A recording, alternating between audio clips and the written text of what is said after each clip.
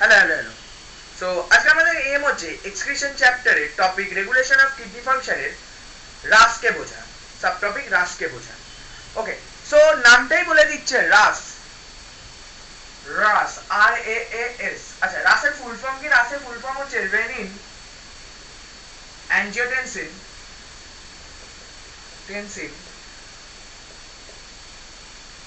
Aldosterone system. কি? Renin angiotensin aldosterone system. আচ্ছা, এখানে আমরা তিনটে নাম দেখতে পাচ্ছি। First renin, second angiotensin, third aldosterone. কি কি? ফার্স্ট আমরা দেখতে পাচ্ছি রেনিন, সেকেন্ড হচ্ছে অ্যাঞ্জিওটেনসিন, থার্ড হচ্ছে অ্যালডোস্টেরন। আচ্ছা, এই রাস কখন অ্যাক্টিভেট হয় এটা আমাদের আগে জানতে হবে। তার আগে আমাদের জানতে হবে যে আমাদের বডিতে যে অসমো রিসেপ্টর গুলো থাকে এগুলো কখন অ্যাক্টিভেট হয়। আচ্ছা, আমাদের বডিতে যে অসমো রিসেপ্টর গুলো থাকে, কি থাকে? অসমো রিসেপ্টর গুলো আমরা নাম দেখেই বুঝতে পারছি অসমো রিসেপ্টর, তার মানে এর সাথে নিশ্চয়ই অসমোলারিটি লিংক আছে। ঠিক আছে, অসমো রিসেপ্টর গুলো কখন অন হয়? যখন আমাদের বডি ফ্লুইড কমে যায়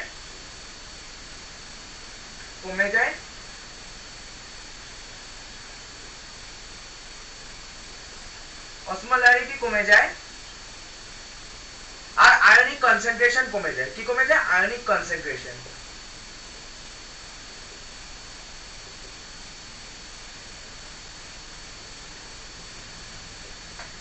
এই তিনটে হলে আমাদের বডির অসমো রিসেপ্টর গুলো অ্যাক্টিভেট হয়। কখন হয়?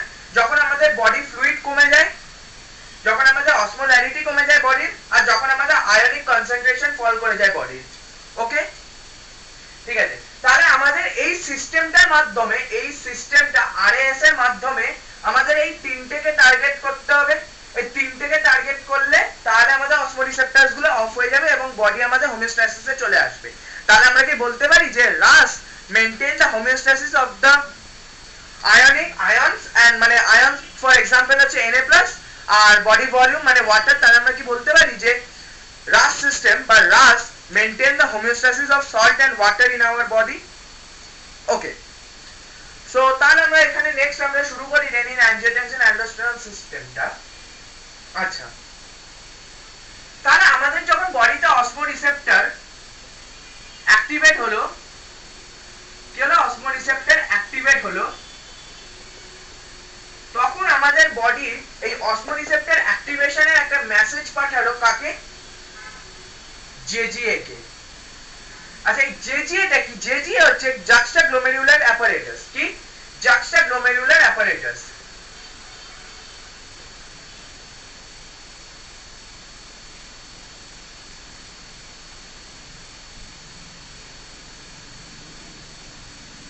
কি? জাক্সটাগ্লোমেরুলার অ্যাপারেটাস। আচ্ছা, এই জাক্সটাগ্লোমেরুলার অ্যাপারেটাসটা কি? Juxtaglomerular apparatus is nothing but a specialized tissue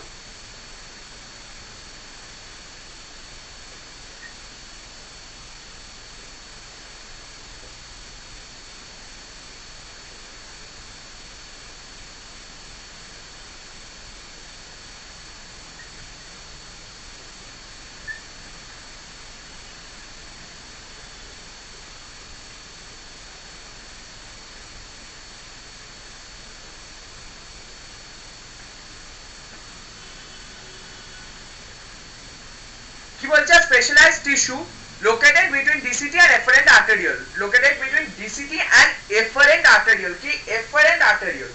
এই জায়গাটা আমরা ভালো করে মাথায় রাখবো। আচ্ছা, তাহলে JGA কি আমাদের বোঝা গেছে। আচ্ছা, এবার JGA কি করবে? JGA একটা এনজাইম সিক্রিট করবে যার নাম হচ্ছে রেনিন। কি সিক্রিট করবে? যার নাম হচ্ছে এনজাইম সিক্রিট করবে যার নাম হচ্ছে রেনিন। আচ্ছা, আমাদের এনজাইমের কাজ কি? এনজাইমের কাজ হচ্ছে একটা কোন রিঅ্যাকশনের অ্যাক্টিভেশন এনার্জিকে কমিয়ে দেওয়া। ঠিক আছে, তাহলে আমাদের রেনিন এবার এই অ্যাঞ্জিওটেনসিনের উপর কাজ করবে। মানে আমাদের বডিতে একটা প্রোটিন পাওয়া যায়, প্রোটিন অ্যাঞ্জিওটেনসিনোজেন। কি প্রোটিন পাওয়া যায়? অ্যাঞ্জিওটেনসিনোজেন। এই অ্যাঞ্জিওটেনসিনোজেন কি রেনিন হেল্প করবে to get transform into angiotensin 1 1 to get transferred into angiotensin 1 then to আরেকটা এনজাইম হেল্প করবে angiotensin 2 তে AT2 বলে আমি লিখছি angiotensin 2 কে। তাহলে বোঝা গেল কি হচ্ছে যখন অসমোরিসেপ্টর অ্যাক্টিভেট হচ্ছে, কখন অ্যাক্টিভেট হয়? তিনটে, যখন আয়নিক কনসেন্ট্রেশন কমে যায়, যখন বডি ফ্লুইড কমে যায়, অসমোলারিটি কমে যায়, তখন আমাদের অসমোরিসেপ্টর অন হয় এবং অ্যাক্টিভেট হয়, ওই জেজিএ কে মেসেজ পাঠায়, জেজিএ কে সিগন্যাল পাঠায়। জেজিএ কি? জেজিএ হচ্ছে জাক্সটাগ্লোমেরুলার অ্যাপারেটাস। এইটা কি সিক্রিট করে? এটা সিক্রিট করে রেনিন, এটা সিক্রিট করে রেনিন। আচ্ছা রেনিন কি করে? রেনিন একটা প্রোটিন আমাদের বডিতে প্রেজেন্ট আছে যেটার নাম হচ্ছে অ্যাঞ্জিওটেনসিনোজেন। এই অ্যাঞ্জিওটেনসিনোজেনকে অ্যাঞ্জিওটেনসিন 1 এ ট্রান্সফর্ম করতে হেল্প করে এই রেনিন। ঠিক আছে, অ্যাঞ্জিওটেনসিনোজেন 1 টা আবার একটা এনজাইমের মাধ্যমে অ্যাঞ্জিওটেনসিনোজেন 2 এ তৈরি হয়,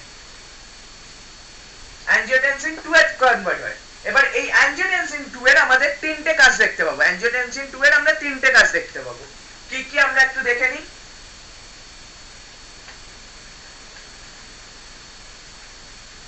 আচ্ছা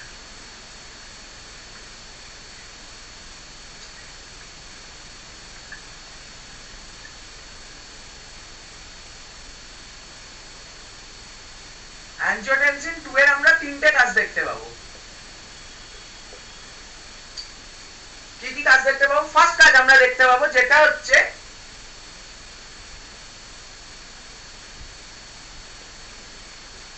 increase in reabsorption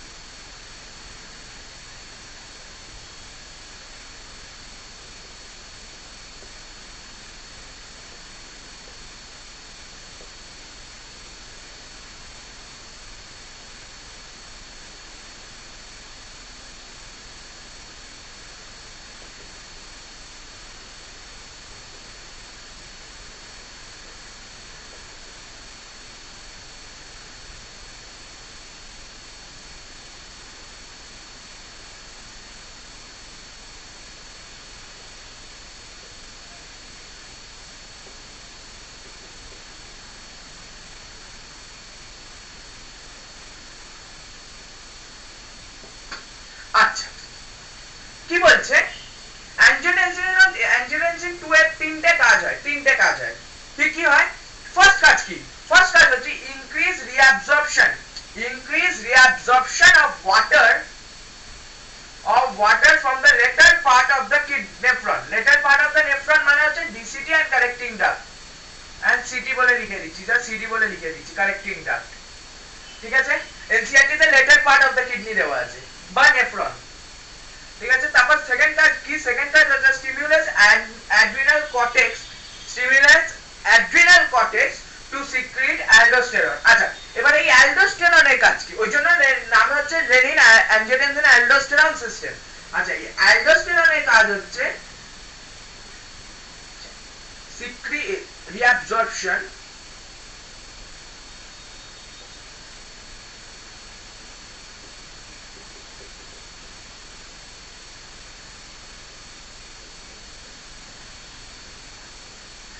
কি বলছে অ্যালডোস্টেরনের কাজ কি? অ্যালডোস্টেরনের কাজ হচ্ছে রিঅ্যাবজর্পশন অফ Na+। Na+ যখন আমাদের বডিতে ঢুকছে বা যখন আমাদের ব্লাডে ঢুকছে তার সাথে সাথে Cl- ও ঢুকছে আর ওয়াটারও ঢুকছে। তাহলে আমি যে লাইনটা ফার্স্টে বলেছিলাম যে রাস সিস্টেম বা RAAS help us to maintain the homeostasis of the salt and water. এখানে আমি ওটাকে প্রুফ করতে পারছি যে সল্ট কি করে হচ্ছে Na আর Cl- Na+ ঢুকলে Cl- ও ঢুকছে প্লাস H2O ঢুকছে, তাহলে একটা হোমিওস্ট্যাসিস কি মেইনটেইন হচ্ছে। মানে হোমিওস্ট্যাসিস মানে কি? একটা ইন্টারনাল পিস আমরা বলতে পারি, একটা ইন্টারনাল পিস মানে কোনো রকম কোনো ডিসব্যালেন্স নেই, একটা ব্যালেন্স প্রপোর্শনে সবকিছু হচ্ছে। মানে আমাদের যখন শরীরে Na+ এর মাত্রা কমে যাচ্ছে তখন আমাদের অসমোলারিটি আর আয়নিক কনসেন্ট্রেশনও পড়ে যাচ্ছে, তখন আমাদের রিঅ্যাবজর্পশন বাড়িয়ে দিচ্ছে, ওই জন্য একটা হোমিওস্ট্যাসিস মেইনটেইন করছে। ওকে আচ্ছা তারপরে কি বলছে? তারপরে হচ্ছে angiotensin 2 being a powerful vasoconstrictor, being a powerful vasoconstrictor। আচ্ছা এখানে অনেকের ডাউট হয় যে vasoconstrictor আর vasodilator এর মধ্যে কাজ কি? আচ্ছা vasoconstrictor কে আমরা বলতে গেলে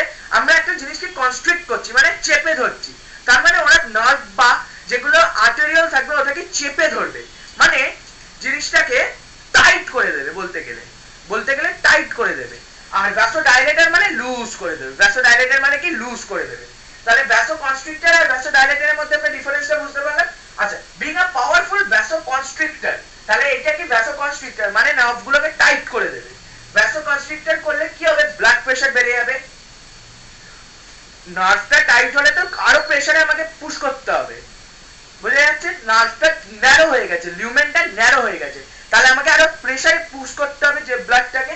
তাহলে আমাদের বিপি কি বাড়ছে, ভ্যাসোকনস্ট্রিক্ট হলে আমাদের বিপিও বেড়ে যাচ্ছে, আর বিপি বাড়ার সঙ্গে সঙ্গে জিএফআরও বেড়ে যাচ্ছে, ঠিক আছে, জিএফআরও বেড়ে যাচ্ছে। ওকে, এটা বোঝা গেল। আচ্ছা, তার আগে আমি একটু বলে দিই যে এখানে একটা ইম্পর্টেন্ট কনসেপ্ট যেটা অলিম্পিয়াড লেভেলে লাগে, সেটা হচ্ছে আমাদের, আমি যেই বললাম যে reabsorption of Na plus, reabsorption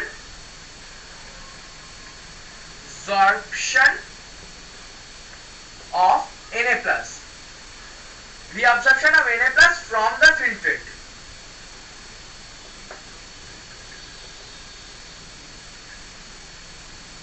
by urine, তার ততক্ষণে ইউরিন তৈরি হয়ে যায়। reabsorption of Na plus from the filtrate by urine, ঠিক আছে, যখন রিঅ্যাবজর্পশন হচ্ছে তাহলে এবার আমাদের ইউরিন বা ফিল্ট্রেটে আয়নিক ব্যালেন্স কমে যাচ্ছে। তাহলে আমাদের যদি আমাদের ধরি, আমি এটা যদি আমি একটা জার ধরি, জারে Na plus concentrated water আছে, Na plus concentrated water আছে, আর বাইরে Na plus কম আছে, ঠিক আছে, বাইরে Na plus কম আছে। তাহলে আমাদের যে গ্রেডিয়েন্ট হয় সেখান থেকে আমরা জানি Na plus এতে ঢুকছে, তাহলে তো আমার এখানে Na plus কমে যাচ্ছে, এখানে Na plus কমে যাচ্ছে। যেহেতু এখানে Na plus কমে যাচ্ছে মানে জারের ভেতরে আমাদের Na plus ড্রপ ডাউন করছে, তাহলে জারের তো আয়নিক কনসেন্ট্রেশনটা পড়ে যাচ্ছে। তাহলে এটা আমি কি বলেছি, বডি অলওয়েজ needs বা body always tends to become to perform homeostasis. তাহলে এখানে আমাদের কি হোমিওস্ট্যাসিস হবে, আমাদের এখানে যে Na plus কমে যাচ্ছে এর আয়নিক কনসেন্ট্রেশনটাকে মেইনটেইন করার জন্য, আমাদের K plus ঢুকছে। কি ঢুকছে, K plus ব্লাড থেকে ফিল্ট্রেটে ঢুকছে। কি ঢুকছে, K plus ঢুকছে। আচ্ছা, K plus কেন ঢুকছে, আয়নিক কনসেন্ট্রেশনটাকে মেইনটেইন করার জন্য। আন্ডারস্ট্যান্ডেবল? আচ্ছা, তাহলে আমরা কিছু একটু ইম্পর্টেন্ট কি পয়েন্টস লিখে দিই। এই কনসেপ্টটা বোঝা গেছে? আচ্ছা, মুছে দিচ্ছি, মুছে দিয়ে কিছু কি পয়েন্টস আমরা লিখে নিচ্ছি। কি পয়েন্টস হচ্ছে, এটা অবশ্যই এনসিইআরটি তে মেনশন করা নেই,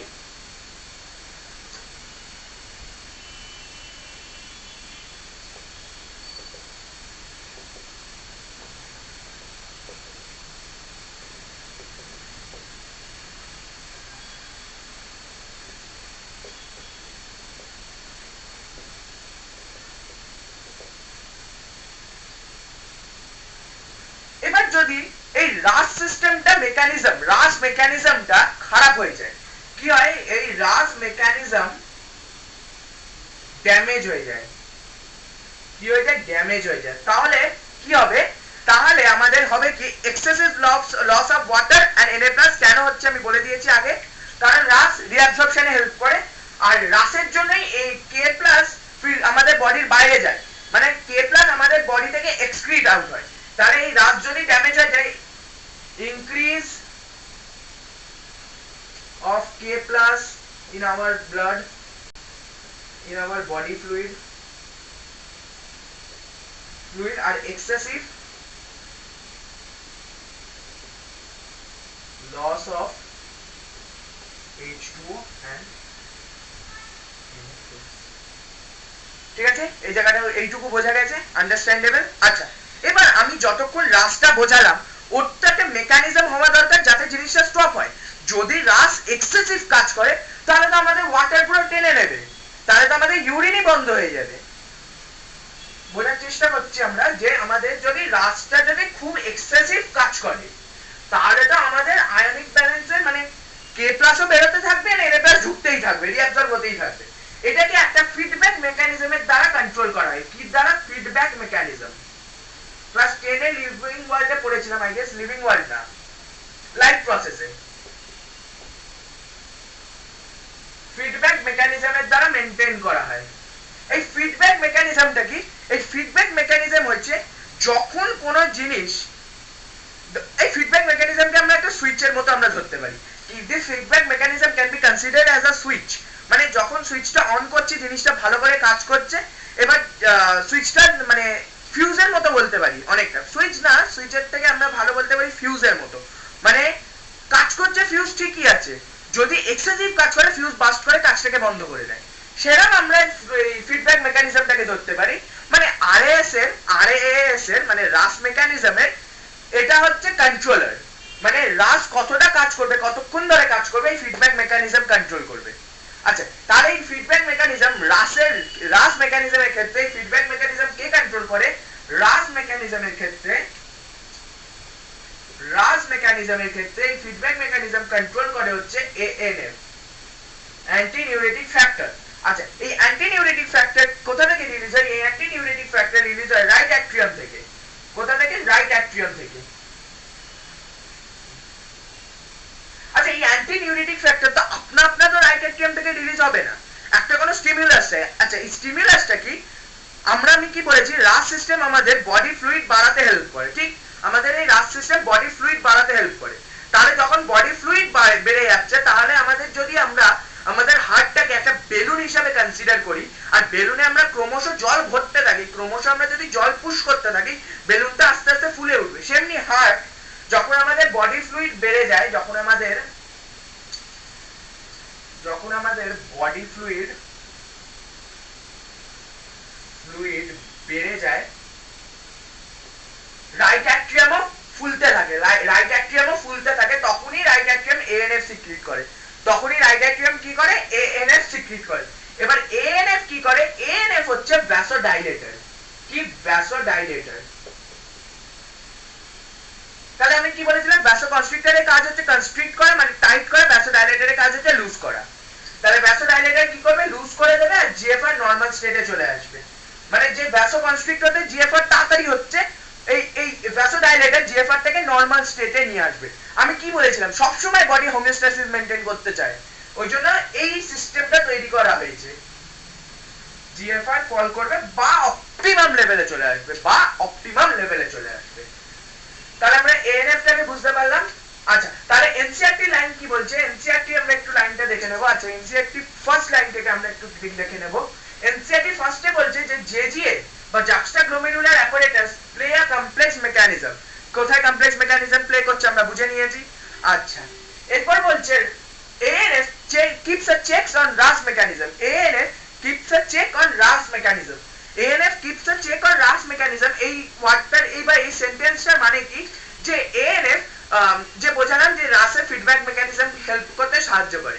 তো আই হোপ সো কি আমার পড়াটা আন্ডারস্ট্যান্ড করা গেছে, বা আমার বোঝানোটা আপনাদের খুব ভালো লেগেছে। যদি আমার বোঝানো বা আমার পড়ানোর স্টাইল আপনার ভালো লেগে থাকে, তাহলে please like, share and subscribe করবেন। আর পরের লেকচারে আই গেস আমরা ADH এর ব্যাপারে বুঝবো, অ্যান্টি ডায়াবেটিক হরমোনের ব্যাপারে বুঝবো। তো thank you very much, visit our channel again. Thank you.